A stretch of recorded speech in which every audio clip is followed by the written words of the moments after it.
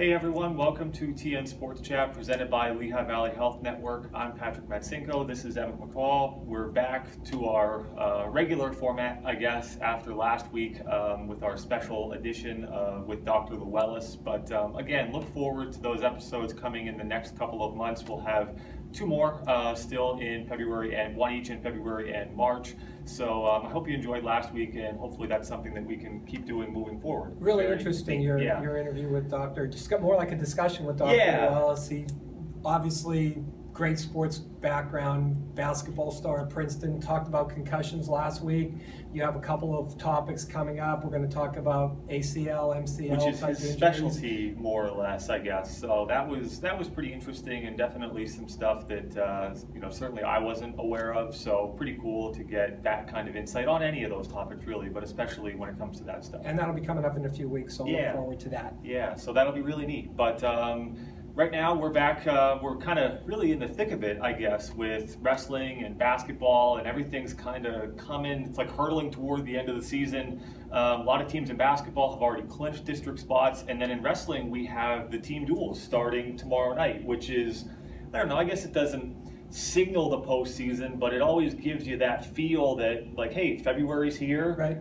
We'll be into districts and states for everything else. It's the high school version of March Madness, little February frenzy going on in wrestling and basketball this month. So you want to talk that's about a good idea for a lead too. I mean, wrestling, we have 4 AA teams that qualified for district team tournament, which starts again tomorrow night. In AA, we had top seed Northwestern got the 3rd seed, Lehighton the 4th seed, Panther Valley the 6th seed, and Tamaqua the 9th seed. Now they're doing the wrestling at 4 different venues throughout the districts. They're pairing AA and AAA together at some sites. Some sites it's all AA, some it's all AAA. It's kind of like a pod system that the NCAA basketball tournaments use.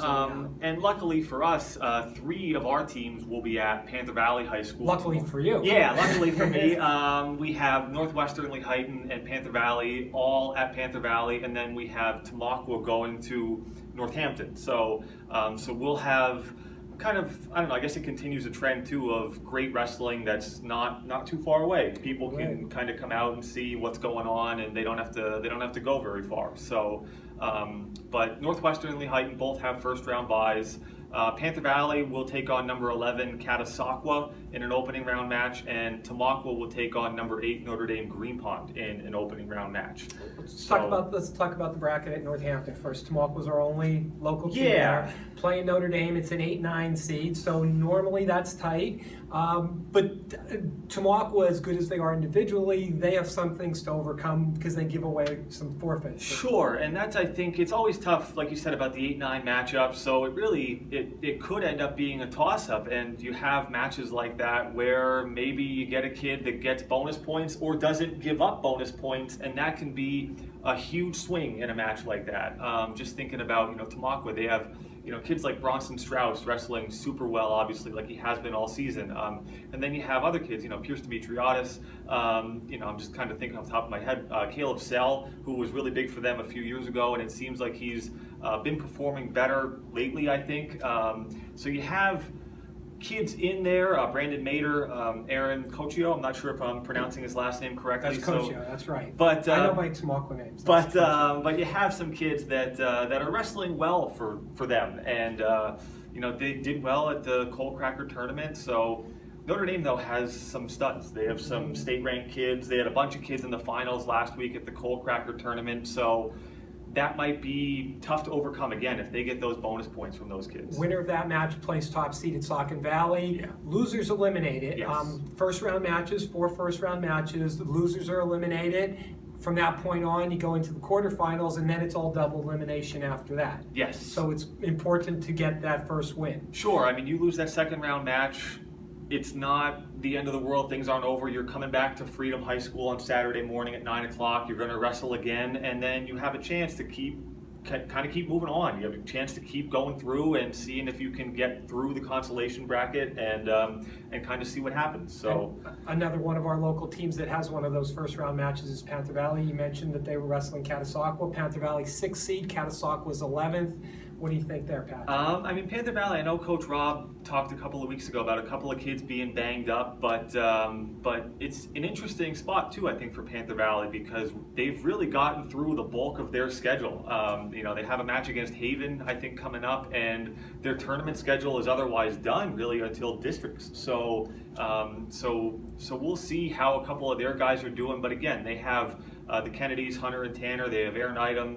Colby Newton's been wrestling well. Derek Beckham has been really coming on. So, I mean, we'll see again how those guys do. But they've wrestled some really tough competition throughout the entire season. So you just have to know that if any team's really ready for that kind of environment, that Panther Valley certainly will be. And speaking of tough competition, the winner of that Caddy Panther Valley match has number 3 seed Northwestern in the quarterfinal round. Northwestern enjoying a great year. Yeah, and it seems like Northwestern, just kind of looking at recent results, they've wrestled Saucon Valley now twice in the last couple of weeks, wrestled in a regular season duel, lost, but a couple of matches didn't go their way, then wrestled them again in the Colonial League final earlier this week. Right, just a couple days ago. And a couple of things flipped.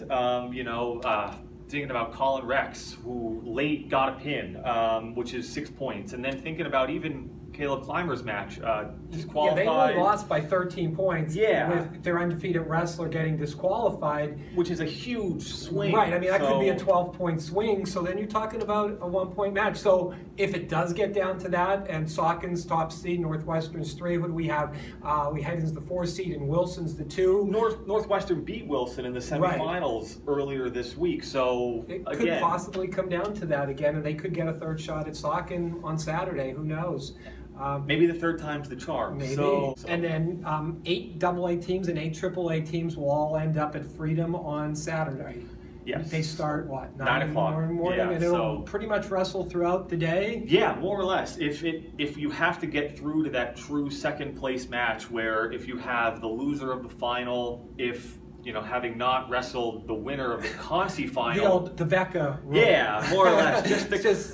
To make sure you don't get the stud team in the semifinal and get eliminated there. You have to come back. In. Yeah, right. so, which is okay. A couple of years ago. Yeah, and a couple of years ago, we had 2 of our teams in the true second place match when it was Northwestern and Lehigh.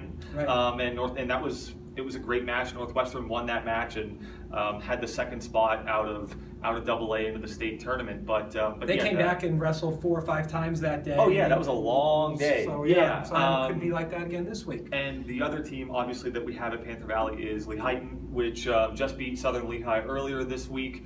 Lehigh, again, just kind of thinking about the season that they've had, wrestled some really tough matches these last couple of weeks against a tough Pine Grove team, a tough Blue Mountain team, which is 3A. Lehighton's a team that obviously you can't sleep on. That's a team that's been in the mix throughout the entire season. Just got Cody Shear back into the lineup, which is big. Anytime you can have somebody like that you can put back in there, that's a key cog, for any team to be able to get a kid like that talented back into the lineup. So yeah, it'll be an interesting night at Panther Valley and Northampton tomorrow as far as AA wrestling. So and AAA wrestling as well. So, you talked to some wrestlers. Yeah, and thinking about again some of the stuff that we've had going on at kind of at some area schools. We had the Coal Cracker tournament this past weekend, which is massive. Panther Valley hosts that. It's over 30 teams. It's only been growing the last couple of years.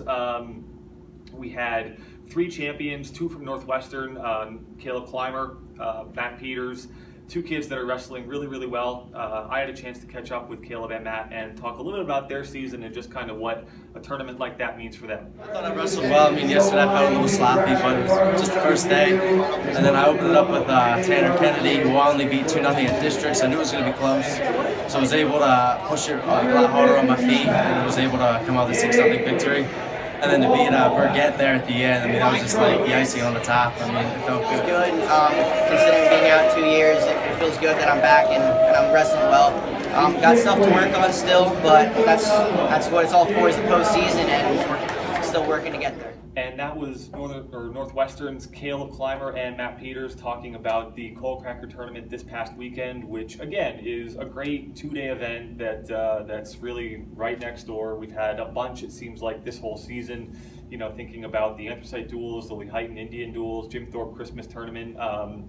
It just seems like we have every other weekend a really good local tournament for people to kind of go and check out. And it seemed like the crowd was great on Saturday too. That's good so to hear. yeah, so it seemed like referees, coaches, everybody seemed to really like it too. So so that was great. So that was Saturday, and but as far as the wrestling stuff, obviously that's just kind of starting to pick up steam. But so is basketball, and we wrestling, have a lot going on. Yeah. Right, wrestling doing their team duels this weekend. Basketball, we have about a week and a half left of the regular season, and then we're going to be into the district playoffs. Right now, we're going to talk a little bit about district playoffs. Our boys basketball team, so far we have 4 boys teams that have clinched spots in the district tournament. We have 5 on the bubble, and only Lehighton's been eliminated so far. So right now, the teams that are in it are Panther Valley clinched a berth in Class 2A. First time since 2012 that the Panthers have been in the district tournament. And then in Class 4A, Tamaqua, Jim Thorpe, and Northwestern have all clinched. And Northwestern, it's been even longer, 2008. Since Northwestern's been in it last. Tamaqua and Jim Thorpe have both been in it pretty much recently, so they're kind of old hat to that. But 4 teams in. Then the bubble teams, I guess, are the big teams right now, and that's teams that have work to do in the last week and a half of the season. The 5 teams we have on the bubble, Weatherly, they need to win 4. They need 4 more wins in Class A to reach the 11 wins. You need 50% of your league wins. Like the magic number. That is, that is the magic number, Pat. 11 regular season wins or half your league games you have to win. Although now it's not so cut and dried, because now district basketball takes a minimum number of teams in each class. So in Class A, and it's different in every class. So for Class A, for instance, 6 of the 9 teams qualify. So right now, Weatherly's 8th. Even if they don't win enough games to qualify automatically, there is a chance they're close enough to the 5th and 6th and 7th place teams that they could actually maybe bump up in. But to guarantee themselves a berth, they need 4 more wins. Marion in Class AA needs 1 more league win. Coach should be in pretty good shape to get that. We have in AAA, we have 2 teams, Colonial League teams. Northern Lehigh 10-9 right now. They need 1 win to get in. Palmerton 9-10 needs 2 wins to get in. And finally, in Class 6A, Pleasant Valley is 10-8, and they're 1 win away from qualifying. It looks like it might be a busy. It's a busy postseason, I guess. It seems like basically playoffs start now for all those bubble teams, because they have very little margin for error. Yeah, and I mean, we've had some really, really big games, just thinking about these last couple of days, really within the last week or so, thinking about maybe Marion girls having just played Minersville, then they came back and played a really tough Monomoy team, and then they came back and played a Weatherly team, which is, again, certainly a tough opponent for them. So there have been... Coach Paul Bruto called Minersville in the story that we had in the paper. He called Minersville and Monomoy probably the 2 top 2A teams in the entire state, much less the league or the district. So. And I think it's hard to argue there, because you look at the success that Minersville has had, state champions last year. Monomoy ended their run this season. What was it, a 41-game winning streak? Monomoy knocked off Minersville this season. So, certainly no let up for a lot of these teams as we come down to these stretch run with these games that are really super important. And speaking of girls basketball, our girls District 11 rundown looks like this. We also have 4 girls team that clinched, 4 on the bubble, and 2 teams, Jim Thorpe and Panther Valley, that are eliminated as far as winning 50% of their games is concerned, but they're not totally out of it yet because of that minimum qualifying standard. There is a slight chance that they could bump into that top 8 spot. 8 teams in AAA get in, so there is a slight chance they can do that. But the teams that have already locked up berths are Weatherly. 3rd straight year, Weatherly girls have qualified. They're 11-6 right now. They've got a berth clinched. Marion in Class 2A is 13-5. We've talked about some streaks, teams 3-4 years in a row. Marion's streak is 45 straight years. They've been in the District 11 girls basketball playoffs. That's a pretty incredible. Which is incredible. Yeah, it doesn't matter if it's 1974 single A, 2A, they made it and yeah. have not made it since then. Couple other teams in Class 4A, Northwestern 15-4, they're second right now, and Lehigh 12-7 record, they're currently seated 4th. They both have clinched as well. Big week coming up for these teams. Palmerton, they need 2 league wins, Palmerton girls, to qualify. They're 7-8 in the league, 8-11 overall. And Northern Lehigh, their backs to the wall. They are 5-8 in the Colonial League, and they need to win out. They need to win they're 6-9. They need to win their final 3 games to get in. Pleasant Valley and Tamaqua, a little better chance for those 2 teams. Tamaqua 10-10, have to win 1 game coming down the stretch, 1 out of their remaining games. And Pleasant Valley also in that situation. They're 10-8 record. They only need 1 more win to qualify. Yeah, and you think about, like you said, playoffs kind of start now for a lot of these teams, where from game to game, week to week, every night it's going to be kind of a must-win situation in a lot of ways. Yeah. So yeah, but we've also had some pretty good individual performances. Thinking about. Let's give a couple shout-outs here Yeah. to individuals. We talked a little bit about team wrestling and team district basketball, but we've had some great individual performances, and 3 of the basketball ones I'd like to talk about are people who are closing in on their 1,000th career point, and we could have three athletes who hit the 1,000-point mark this week. At Panther Valley, Tristan Blasco, he needs just 15 points to become only the 4th boys basketball player in Panther Valley history to reach that goal. And I'm really good friends with the other 3, if you needed to know. Brian Robb and Jim Makovich both did it in 1986, and Gary Barney did it in 1980. And that's the reason I'm friends with them, because it was a long time ago and they're old like me. So, You knew that would come back in a trivial moment where we need something to throw in for context for this DN Sports Chat. But 1986, last time anybody did it in Panther Valley. Girls basketball players, Aubrey Blasiak of Lehigh, she only needs 12 points to reach the 1,000-point mark. And would become the second Lehigh girls basketball player to do it this season. Joining teammate Skylin Faust, who did it about a month ago. Aubrey gets her next chance to get that Friday night when they're playing Tamaqua. Big game for Tamaqua. We said they need 1 win to clinch. Yeah. Big win for Lehigh, battling for a Schuylkill League playoff berth, and a big game for Aubrey. She needs 12 points for 1,000. Yeah, so if we're looking at or thinking about any kind of storylines there, They're all over. everything's right there. And it's a girls-boys doubleheader, a varsity doubleheader Friday night. Girls at 5:30, boys at 7. So that'll be a good night of basketball at Tamaqua. I wonder if we're covering. I wonder who's covering it. But Sam the Man and Justin. Oh, Coming out of retirement. Are we breaking news? Yeah. We're breaking news. Justin's back. Oh my goodness. Just part-time. Yeah, but that'll be interesting. So obviously there a lot to look forward to on Friday night. And the final person that I want to talk about is Palmerton's Linnea Leister.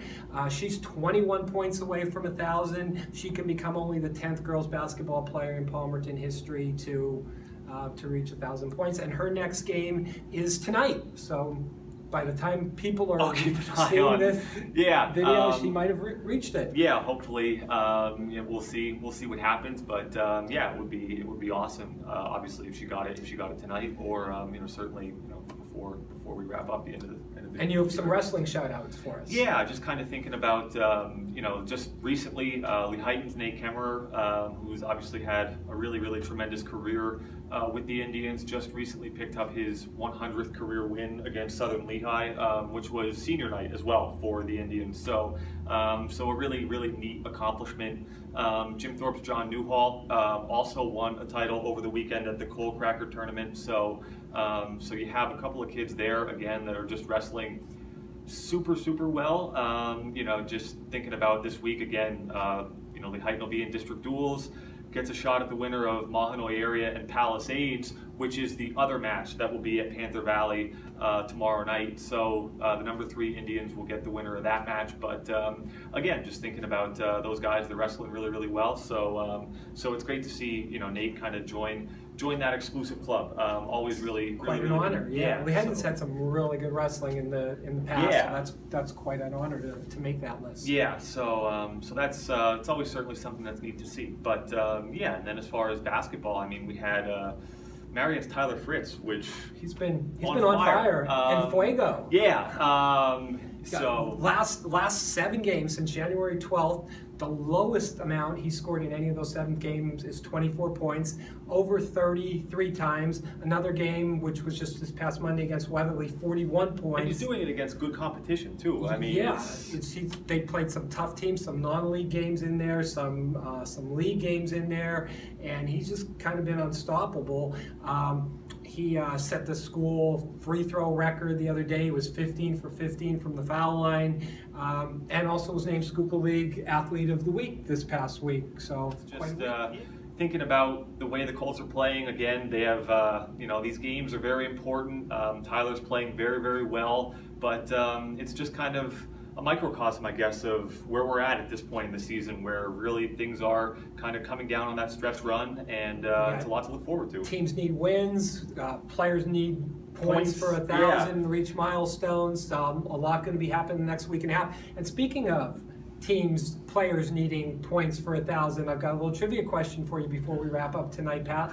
I didn't prep him on this, so he's cold on this. He has no hints on what it's going to be. We have 3 players that could hit the 1,000-point mark this week. I want to know if you know the 2 schools that have the most girls basketball the school that has the most girls basketball players in our area to go over 1,000, and the school with the most boys basketball players in our area who've topped 1,000 points. And I've checked Rod Heckman's records before we came out here, so I found that out.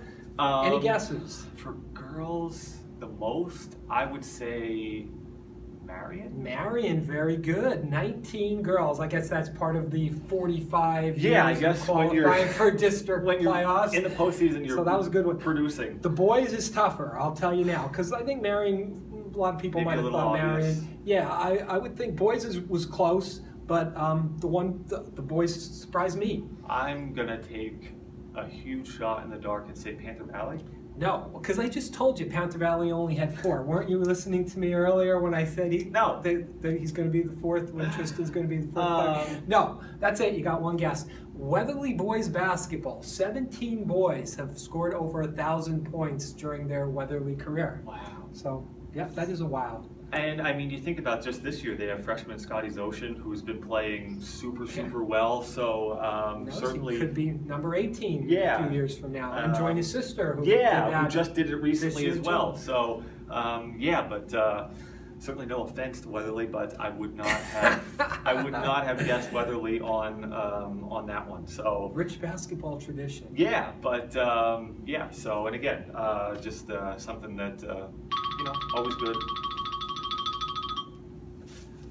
That's our alarm. I guess we're finished. Time to go. Yeah, so I think we're good, but Remind me to mute next time. we ran into a similar issue last week when I was down at Lehigh Valley Health Network with phones going off. You'd think I would have learned my lesson coming into this week, told me but it happened. So either way, that's kind of where we're at this point in the season. A lot going on, a lot to cover, a lot to think about, but so hopefully we'll have even more to bring in next week. But that's all for this week, I think. Do you have anything else? Nope, that's it. Okay. Thanks to Lehigh Valley Health Network. Yeah, so very fun, and we'll be back next week, and we'll see where we're at next week. So for Patrick Matsinko, Emmett McCall, thank you again, and we'll see you next week.